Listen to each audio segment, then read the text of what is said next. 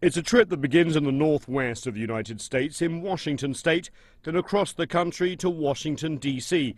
for a state visit and on to New York. The trip builds on the visit by the U.S. president to Beijing late last year, where both sides announced a historic climate change agreement. Since then, the relationship has been rocky. U.S. allegations of cyber hacking by Chinese nationals, Chinese concerns over flights by U.S. aircraft off the Chinese coast, South China Sea territorial issues, and U.S. concerns over the Chinese economy and stock market. Some experts on the U.S.-China relationship think that President Xi's visit can go a long way to reassure the U.S.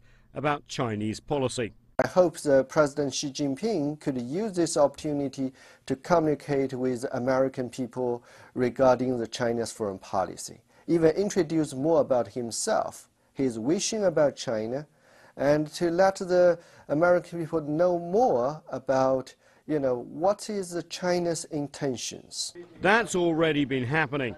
Ahead of President Xi's arrival, senior Chinese officials launched China Book Month by highlighting President Xi's thoughts on China's ambitious reform program. The Chinese speakers there think this visit can help explain China's economic shift. Because it's still relatively new and it's still in the early phase of his reform, so that's why people could hardly catch the essence of his reform. As both the Chinese and American presidents have found out before, there is no substitute for face-to-face meetings to try and forge what China calls a new model of major power relations, where a rising power like China can compete but also cooperate with the US.